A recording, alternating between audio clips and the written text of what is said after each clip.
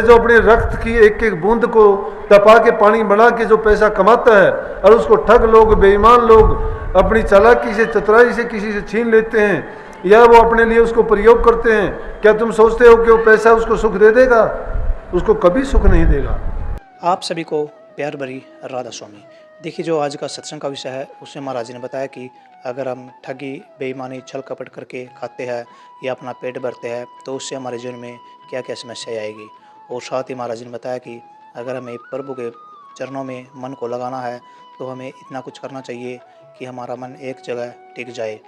और साथ ही महाराज जी ने बताया कि इंसान को सच्चा सुख कैसे मिलेगा, उस सुख की प्राप्ति किस तरह होगी।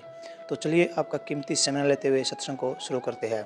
सत्संग को पूरा सुनकर पुण्य भागी अवश्य बनिए। राधा। थोड़ी देर पहले बहन जी आई हुई थी अपने टीवी चैनल से, उन्होंने सवाल किया कि आज के नौजवान बच्चे क्यों हमारे से इतने दूर होते जा रहे हैं। और उसका दूर होने का कारण मैंने कहा कि उसका दूर होने का कारण यही है कि हम अपने बच्चों को संस्कार नहीं दे पाते। संस्कार क्या है? अच्छे गुण।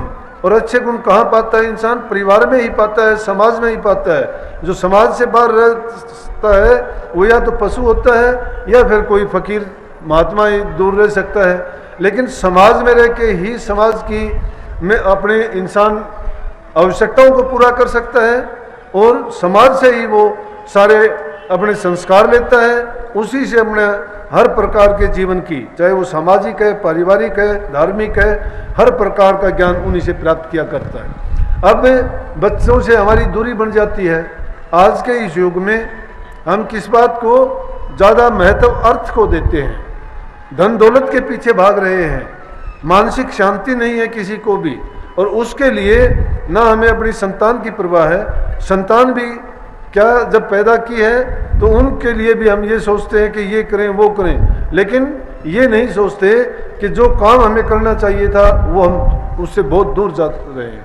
हमें करना क्या चाहिए था कि इंसानी चोला बड़ी मुश्किल से मिलता है और ये अवसर हमें मिला है प्रभु की भक्ति करने का, इस 84 में आने जाने के गेट से छूट जाने का, बुराई और पाप कर्म जो जन्म जन्म से हमने इकट्ठे किए उनको काट लेने का, वो हमें अवसर मिला, लेकिन हम उसका लाभ नहीं उठा पाते। क्यों नहीं उठा पाते हैं? कि जब ये अंधी दौड़ संसारी पदार्थों की ओर सबकी है तो उसी में हमारी सबकी नज़र लगी हुई है कि हम ये कर लें, हम वो कर लें। इस चीज़ के लिए कोई परवाह नहीं है कि हम, कोई किसी से अगर मिलता भी है तो कोई ये नहीं पूछता कि तू कितनी देर परमात्मा का भजन करता है, कितनी बार उसको याद करता है, या कोई तेरा ऐसा सत्संग में जाने का या कोई भी अच्छा काम करने का कौन सा तरीका आपने अपना रखा है। दुनियादारी के काम जरूर पूछ लेंगे कि आपका धंधा कितना है, आपका काम क्या है, आपने क्या किया है, सब इन चीज़ों में पड़े हुए हैं, लेकिन ये नहीं पूछते कि प्रभु से आपका प्यार कितना है। जिसके सहारे हम तो चिंता करते हैं लेकिन चिंतन नहीं करते। हम तो क्या फिक्र करते हैं, जिक्र नहीं करते। फिक्र करनते बावरेर जिक्र करनते साध, जिक्र किया कर बावरेर फिक्र करेंगे आप। फिक्र करते हैं संसार की चीज़ों का, प्रभु के नाम का जिक्र कभी नहीं करते। अगर प्रभु के नाम का हम जिक्र करें और उसको उस समर्पण कर दें अपना, तो वो अपने आप ना हमारी संभाल करेगा, क्योंकि उसके आगे चालाकी करते हैं, उसके आगे हम अपनी बुद्धि बल लगाते हैं तो सब के सब मिथ्या हैं, वो कामयाब नहीं हो सकते। लेकिन भरोसा जब उसका छोड़ देते हैं और भरोसा करते हैं अपनी बुद्धि पर, अपनी सोच पर, अपनी बल पर, लेकिन संतों के सामने जाकर, प्रभु के सामने जाके, संत प्रभु से मिलाने वाले हैं। प्रभु या राम के तुलना में कुछ नहीं है, लेकिन बीच का जो काम करने वाला है संत सतगुरु ही करता है। प्रभु की, राम की, नाम की महिमा गा के सिर्फ हमें संत सतगुरु ही बताते हैं। अगर वो नहीं होते तो हमें कुछ भी नहीं पता होता। अब दूसरी योनियों में जितने जीव जंतु पशु पक्षी हैं उनमें गुरु नहीं है, इसलिए उनको ज्ञान नहीं है। इसलिए ज्ञान नहीं है तो वो बेचारे अपने कर्म को नहीं काट सकते। वो सिर्फ भोग्य योनियां हैं, उनको जो जो कर्म भोगने के लिए मिले हैं उन कर्मों को भोगते हैं। लेकिन इंसान भोगने वाला ही नहीं है, सिर्फ अपने कर्म को बढ़ाने वाला भी है, पीछे के खोटे कर्मों को सुधारने वाला भी है, और इससे सदा से मुक्त हो जाने का भी इसका अवसर है। लेकिन वो कब इसका काम बनता है? वो जब बनता है कि जब आदमी निश्चिंत हो जाता है। निश्चिंत कब होगा? जब भरोसा परमात्मा पर हो जाएगा। भरोसा हमारा ना गुरु पर ना नाम पर, तो परमात्मा पर भरोसा कहाँ से आएगा? पहले भरोसा उन पे करना सीखो ना जो उसे प्रभु का रास्ता हमें बताएगा। उस पर जब हमें यकीन होगा कि जो हमें वो रास्ता दिखाएंगे उस मार्ग पर चल के ही हम उन तक पहुंच सकते हैं। इसीलिए कहा है, रहो निश्चिंत करो मत चिंता, चौंस देई सो चिंत करेगो, पांव पसार पड़ो दिन सोवत, पेट दियो सो पेट भरेगो, जीव जिथे जल में थल में, पुनः पाहन में पहुंचाए धरेगो, भूख ही भूख पुकारत है, सुंदर कहतु तो भूख मरेगो। भूखा मरने का काम क्यों है? कि एक इंसान कहता है मेरा पेट नहीं भरेगा, इस पेट के लिए छल करता है, कपट करता है, बेईमानी करता है, ठगियां करता है, हेरा फेरी करता है, लोगों को ठगता है, मारता है, लूटता है। किसके लिए? पेट के लिए। किस लिए? कि वो सोचता है कि मैं ऐसा नहीं करूंगा तो मैं शायद मर जाऊंगा भूख के मारे। लेकिन जहां ये सोच है तो मैं कहूंगा ये मूर्खता की बात है कि जो काम हम सोच के साथ करेंगे उसको अपने आप संभाल करनी है। जब अच्छा कर नहीं सकते, बुराई के रास्ते पर चले हुए हो, तो कैसे तुम्हारा जीवन पवित्र हो जाएगा? कैसे तुम्हें सुख शांति मिलेगी? सुख शांति का रास्ता तब है कि इंसान अब खुद कष्ट उठा के दूसरे को सुख दे। जब तक खुद कष्ट कोई उठाता नहीं है, दूसरे को कभी सुख नहीं दे सकता है। अपने सुख को त्याग के ही दूसरे को सुखी बना सकते हो, लेकिन हम तो अपने सुख के लिए दूसरे का कितना बुरा हाल कर देते हैं। चोर डाकुओं लुटेरों को देखो, वो तो ये नहीं देखते कि इस गरीब आदमी ने कहाँ से कैसे पैसे इसने जोड़े होंगे। कोई सुनते हैं, देखते हैं, रोजाना अखबार में देखते हैं। 2-4 दिन पहले हमारा ही एक सत्संगी था और सोनीपत में उसके पिताजी बैंक से पैसे लेके निकले, 15,000 रुपये निकलवाए। किसी ने 2-3 लड़के आए और आने के बाद में उन्होंने क्या किया, कहा कुछ नोट गिरा दिए, कहने लगे नोट हमारे इकट्ठे करवाइए। वो इकट्ठे करवाने लग गए, उसको पता नहीं क्या चीज़ सुंघाई, उसके पैसे लेके चले गए। वो बेचारा हॉस्पिटल में 2-3 दिन तक दाखिल रहा, उसको पता ही नहीं मैं कहाँ हूँ। अब ये देखो, उसको ये नहीं पता होगा कि उस बेचारे गरीब आदमी ने वो 15,000 रुपये कैसे जोड़े होंगे, किस काम के लिए जोड़े होंगे। अरे जो अपने रक्त की एक एक बूंद को तपा के पानी बना के जो पैसा कमाता है और उसको ठग लोग, बेईमान लोग अपनी चालाकी से, चतुराई से किसी से छीन लेते हैं या वो अपने लिए उसको प्रयोग करते हैं, क्या तुम सोचते हो कि वो पैसा उसको सुख दे देगा? उसको कभी सुख नहीं देगा। जब तक उसके दिल की निकली हुई बुरी उसमें एक एक कण कण में समाई होगी, और जो उस चीज का भी सेवन करेगा वो मैं कहता हूँ जिंदा मर जाएगा, कभी सुखी नहीं रह सकता है। दूसरे की चीज पर कभी नियत ना डिगाओ। तुम्हारी अपनी सच्ची कमाई मैं कहता हूँ 1 पैसे की भी लाख रुपए के बराबर होगी। अपनी मेहनत से कमाया हुआ तुम्हारा एक दाना भी तुम्हें संतुष्ट कर देगा। और ठगी और बेईमानी का अगर तुम स्वाद से भरे हुए 36 प्रकार के भोजन खाओगे, वो भी तुम्हारे लिए विष और जहर का काम करेगा, बर्बाद करके रख देगा। खोटी और बुरी कमाई करते हो, उससे अपनी संतान को देते हो, किसी को भी दोगे वो भी खराब और बर्बाद हो जाएगा। किस लिए धन का संचय करते हो? जितनी जरूरत है उतना कमाते हो, आराम से कमाओ खाओ, जिंदगी बसर होगी आपकी। क्योंकि जिसके आश्रय हो उसकी जिम्मेवारी है, वो सबका जीवन अच्छी तरह से चलाएगा, उसकी चिंता करने की जरूरत नहीं है। उधम हमारा कर्म है, फर्ज है, कर्म हमें करना चाहिए, कर्म से भागना नहीं चाहिए। जो कर्म से भागते हैं तो उनका कभी भी कर्म से पीछा भी नहीं छूटता है, वो आवागमन से भी नहीं छूट सकते। इसलिए अपनी हक हलाल की कमाई खाओ। जो बेकार की बातें हैं, किस लिए आदमी को जरूरत पड़ती है ज़्यादा? एक दूसरे की प्रतिस्पर्धा के लिए कि मेरा महल मकान नहीं बना, उसका इतना अच्छा है, मेरे पास कार बंगले नहीं है, उसके पास हैं, मेरे पास अच्छा मोबाइल नहीं है, अच्छे कपड़े पहनने के लिए नहीं है, अच्छा खाना नहीं है। अरे ऐसा क्यों करते हो? उसने कभी अच्छा किया होगा, पिछले जन्मों में अच्छा करके आया होगा, इसलिए उसको अच्छा मिला है। जो इंसान अच्छा करके आता है यहाँ भी अच्छा जीवन मिलता है, जो बुरा करके आता है यहाँ कोड़ी कंगला और भिखारी बन के आता है। लेकिन अगर कोई प्रभु की भक्ति करता है, जिसको इन चीज़ों से सरोकार नहीं है, वो सीधा प्रभु के चरणों में ही चला जाता है, वो सदा के लिए अमर हो जाता है। उसको सुख दुख की कोई परवाह, कोई ज़रूरत भी नहीं होती है, सुख की भी ज़रूरत नहीं है और दुख उनको फटकता नहीं है। जो नेक काम करते हैं हमेशा नेकी के रास्ते पर चलो, बुराइयों को छोड़ो। शराब, कबाब, मांस, मछली, अंडे, ताश चौपड़, बुराइयां, झगड़े, मुकदमे, ईर्ष्या, निंदा, चोरी चुगली करके क्यों जीवन को बर्बाद किया करते हो? क्या मिलेगा? अपने जीवन को अच्छा बनाने के लिए अच्छाई के रास्ते पे चलो। सत्य गुरु जो समझाते हैं उस उपदेश को अपने जीवन में उतारो। सत्संग में रोजाना आते हो, तब्दीली कोई नजर नहीं आती, देखते हैं वही बातें, वही आदत, उसी तरह से घर परिवार में तुम अशांति का कारण बने रहते हो। पति पत्नी से झगड़ा करता है, पत्नी पति से झगड़ा करते, घर में प्यार प्रेम नहीं है, शांति नहीं है, तो वहां पर क्या कभी अच्छा हो सकता है? संतों के सत्संग में आते हो तो कम से कम मैं मानता हूं कि सदियों से बिगड़ा हुआ मन है, एक पल में, एक मिनट में सुधरने वाला और ठीक होने वाला नहीं है। लेकिन उस मन की शुद्धि के लिए हमेशा हाथ जोड़ के अपने मन में इस चीज का चिंतन करते रहा करो कि प्रभु मेरे जो बुरे विचार हैं उनको निकालो और मुझे सद्गुणों और अच्छे गुणों से भर दो, ताकि ये बुराइयां मेरी छूट जाएं और मैं थोड़ा पाक पवित्र आपके चरणों में रहने के योग्य बन जाऊं और इन बुराइयों से छूट के मेरे जीवन को मैं सफल बना पाऊं। ऐसा हम कभी सोचते ही नहीं, करते ही नहीं। हम तो बुराई नाम के लिए या देखा देखी के लिए या संसारी पदार्थों के लिए, मुझे नौकरी मिल जाए, मेरा ये काम हो जाए, मेरा रोग बीमारी ठीक हो जाए, मेरी बहू को लड़का हो जाए, इन छोटी मोटी चीज़ों के लिए करते हो। अरे ये तो कोई बात नहीं है, इनको तो डॉक्टर ठीक कर देगा, रोग बीमारी है तो ठीक हो जाएगा। अगर तुम्हें और कोई शारीरिक पीड़ा, दुख दर्द, तकलीफ है, कोई कमजोरी है, तो कोई चीज़ के खाने पीने से पूरी हो जाएगी वो, और कोई चीज़ की वो भी पूरी हो जाएंगी। लेकिन तुम्हारे मन को सुधारने वाला मुश्किल से ही मिलेगा। और मन इस शरीर का, इस जीवन का मूल है। जिसका मन साफ हो गया, जिसने बुराइयां छोड़ दी, समझो उसने सब कुछ हासिल कर लिया। हम बुराइयों को छोड़ते नहीं हैं और फिर सोचते हैं कि क्यों कि दुनिया का प्रवाह उस तरफ ज़्यादा है। दुनिया के लोगों को जो करते हुए देखते हैं ना, उनकी तरफ करते हैं। छोटी मोटी बात हो जाती है, उसकी शिकायत हमारी जबान पर लगी रहती है, हमारी शिकायतें पूरी ज़िंदगी नहीं मिटती।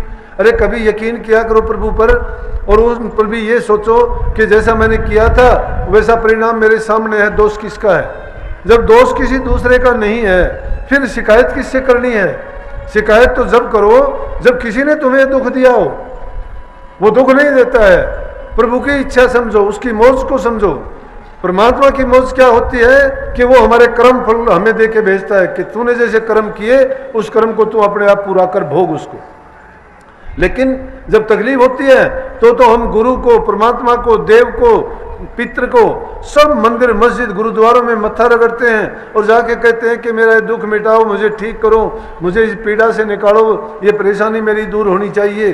और सुख होता है तो आप कभी याद ही नहीं करते कि कौन क्या है। इसलिए कहा है कि दुख में सुमन सब करे, सुख में करे न कोई, और जो सुख में सुमन करे तो दुख काहे को होए। अगर आप सुख में याद करते हो, इसके दुख में, सुख में सुमन ना किया, दुख में कि न याद, कहे कबीर दास की कौन सुने फरियाद, कि दुख के समय तो बहुत याद करते हो, बड़े जोर जोर से आवाज़ मिलाते हो, बड़े वास्ते दिलाते हो कि उसके काम संभाल दिए, उसका ये कर दिया, उसका वो कर दिया, मुझे भी आके संभालो। लेकिन ये नहीं कहते उन जिनके काज संभाले थे कि उन लोगों ने प्रभु को कैसे सच्चे दिल से याद किया होगा। जब तुम्हारे दिल में उतनी सच्चाई हो तो तुम्हारे काज भी संभल जाएंगे, देर नहीं लगेगी, एक पल की देर लगाता ही नहीं है। वो कहता है कि एक पल मात्र में आके मैं संभाल करूंगा, एक पल भी नहीं लगने दूंगा। लेकिन तुम अपने दिल से सच्चे तो बन के दिखाओ मुझे पहले। दिल से सच्चे होते नहीं हो, औरों के वास्ते दे आते हो, लेकिन जब वो तुलना करो तो अपनी तुलना भी किया करो कि क्या उन्होंने जो भाव रखा था क्या हमारा वो भाव है। वो भाव जब हो जाएगा तो ठीक है, जब तक अच्छा होता है तब तक तो अच्छा, और अगर थोड़ा सा अच्छा नहीं होता तो फिर हम उसकी गीत गाने शुरू कर देते हैं, मेरा ये नहीं हुआ, मेरा वो नहीं हुआ। अगर कोई बात होती है, थोड़ा सा भी सत्संग में आते हैं, मुझे याद है एक कोई आके कहने क्या आई थी, चिट्ठी आई थी कहाँ से, कहने लगा जी मैंने आपका नाम लिया था। बट अच्छा, बोला कि मैं चाहता था कि मुझे नौकरी अच्छी मिले, लेकिन क्या हुआ कि ना तो मुझे अच्छी नौकरी मिली, ना मैं शरीर के रूप से ठीक रहा, तो इसलिए मैं आपका नाम छोड़ रहा हूँ। बहुत अच्छी बात, नाम किस लिए लिया था, किस लिए छोड़ना चाहता है? अरे नाम तो संतों ने ये कहा है, वो तो जिसकी कोई कीमत ही नहीं है। ये तो अपना भाग्य समझो कि संतों ने सस्ता करके नाम दे दिया इस जीव को। नहीं ऐसे ऐसे पाप करने वाले और दुष्टों को नाम की कीमत का और कदर का क्या पता। इसलिए हर जीव नाम के काबिल नहीं है। लेकिन संतों ने ऐसी मौज फरमाई है इस युग में कि अगर ये जीव अभागा है, इसकी बुद्धि काम नहीं करती है, इसकी बुद्धि संसारी विषयों में लगी हुई है, बुरी बात को सीखते देर नहीं लगती। कोई स्कूल कॉलेज पाठशाला नहीं जहां बुराई पढ़ाई जाती हो, लेकिन बुराई सीख गए। लेकिन अच्छी शिक्षा के लिए माँ बाप सिखाते हैं, गुरुजन सिखाते हैं, संत महात्मा सिखाते हैं, ग्रंथों में सब ये है कि बुराइयों को छोड़ो और अच्छाई को अपनाओ, फिर भी अच्छाई नहीं अपनाते हैं। क्या कारण है? उसका यही कारण है कि ये मन विषयों की तरफ तो भागा जाएगा, अच्छाई की तरफ नहीं जाएगा। अच्छाई बड़े अपनानी बड़ी मुश्किल है, बड़ी कठिन है। अच्छा करना कि किसी को कहोगे तो यूं समझो जैसे गर्म तेल के छींटे लगा दिए, जल जाएगा वो। और बुरी करने के लिए 1 मिनट में सब सिखा, अभी 2 मिनट में तैयार हो जाओगे कि चलो ऐसा करते हैं, क्योंकि अच्छा करने में बड़ा समय लगता है। कोई चीज का निर्माण करने में, बनाने में बड़ी मेहनत और बड़े धैर्य की काम जरूरत पड़ती है, और बुराई करने में तो कुछ भी नहीं लगता। इतनी मेहनत के बाद कितना टाइम लगा के कोई चीज का निर्माण किया, और बिगाड़ने में 1-2 घंटे में उसको तुम तहस नहस कर दोगे। इसलिए बनाना बड़ा मुश्किल है। तुलना इस चीज की करो कि अच्छे गुण बनाने में हमें बहुत समय लग जाएगा, 1-2 दिन में नहीं सुधरने वाला। फिर हमारे मन में जो मान्यता है, जो हमारी धारणा है और जो हमारी कामनाएं हैं, ये समझो कि सदगुरु जानता है इसकी कामना किस चीज की है। ये आत्म शुद्धि के लिए नहीं आया, बल्कि कुछ ऐसी चीजों के लिए आया है कि जो चीजें इस जीव के काम की नहीं है। तुम उन चीजों को अपनाना चाहते हो, सदगुरु आपको देना नहीं चाहता, इसलिए आप कहते हो नाम आपने उन चीजों के बराबर लगा लिया कि वो चीजें हमें नहीं मिली तो हम नाम को छोड़ते हैं। अरे नाम का और तुम्हारा मेल भी नहीं था। जो नाम के ग्राहक हैं, जो नाम के महत्व को जानते हैं, वो नाम की कीमत और कदर पहचानने के बाद ही नाम की कमाई करते हैं। नाम कभी छोड़ा नहीं जाता और ना ही नाम कभी अपनाया जाता। नाम का तो बीज बोया जाता है, और जिसके हृदय में वो बीज पैदा हो जाता है, वो समझो कि युगों युगों के सारे कर्म काट के उसको इस संसार से सदा के लिए उस यहाँ से जुदा करके सुख सागर में पहुंचा देता है, हम फिर मुड़ के कभी नहीं आना होता। वो वहाँ अमृत का पीना, सदा एक रस रहना, प्रभु के चरणों में आनंद मिलना, और ये संसार के दुख सुख आपस की, ये वो बड़ा मैं छोटा, उसका अच्छा मेरा बुरा, मुझे उस चीज़ों में आनंद इसमें दुख, ऐसा कुछ नहीं है। ये खूबी है वहाँ की कि जहाँ जाके फिर कभी आना नहीं होता। जो एक रस सम रस, जहाँ कोई रूप रंग नहीं, कोई किसी से तुलना नहीं, वही तो है। इसीलिए प्रभु के दिल में भी कभी किसी के प्रति दुख नहीं होता, ना किसी के प्रति सुख होता है, ना वो इन बातों के बारे में कोई है। ये तो प्रकृति का जो काम है वो चलता जाता है। लेकिन ये जीव भटका हुआ है यहाँ पर। ये जीव सोचता है कि मुझे सुख चाहिए। सुख किस लिए चाहिए? शरीर के लिए चाहिए। शरीर कोई सदा के लिए अमर थोड़ा रहना है। सुख चाहिए हमारी रूह को। रूह दुखी है बेचारी। ये रोज रोज के मरने जीने के चक्कर में, रोज रोज के तुम कितने घर बदलोगे? दुनिया में आके तुम 1-2 घर बदल सकते हो। रोजाना अगर तुम्हें घर बदलना पड़ जाए तो क्या हालत होगी? ये रूह बेचारी इसी प्रकार से नित्य प्रति अपने मकान बदलती रहती है। कभी इसको किस चीज़ की योनि मिली, कभी कोई मिली, कभी कोई मिली। ये दुख सुख भोगती है उन योनियों में जाके। इसलिए ये प्रभु के बिना उससे बिछड़ने के बाद दुखी ही दुखी है। लेकिन जब संत सदगुरु मिलता है, वो नाम रूपी जहाज में बैठा के सदगुरु के चरणों में पहुंचा के इसके सदा के लिए अमरत्व दे देता है। तो भाई हमें कोशिश ये करनी चाहिए कि जो हमें शिक्षा दी जाती है, जो हमें सत्संग के माध्यम से उपदेश मिलता है, उनको अपने हृदय में रख के, उनको सत्य जान के ये सोचे कि हमारा जीवन इन्हीं से बनना है, इन्हीं से संवरना है। और यही वो रूपरेखा है कि जिस पर चल के हम अपने जीवन का पार उतारा कर सकते हैं। सतगुरु को कोटि कोटि धन्यवाद इसी बात का होता है। मैं इसीलिए बार बार सत्संगों में क्यों अपने सतगुरु के गुण गाता हूँ? मैं ये गाता हूँ कि हमारा जीवन जो था वो भटका हुआ जीवन था, वो पापपूर्ण जीवन था, वो अज्ञान का जीवन था। वो ऐसा था जैसे अंधेरे में चलते जा रहे हैं, कहीं भी ठोकर लगी, कहीं भी गिरे, कहीं भी चोट लगी। अज्ञान में ऐसा ही होता है जैसे अंधकार में होता है। लेकिन गुरु ने जब ज्ञान दिया, रास्ता दिखाया, तो हमें उस भटकाव से पीछा छूट गया। वो सब भरम निकल गए कि हमें किस चीज़ का दुख ठाना था और आज वो दुख हमें नहीं है। जब इस चीज़ का ज्ञान हो जाएगा तब हमें गुरु की महिमा और नाम के महत्व का पता लगेगा।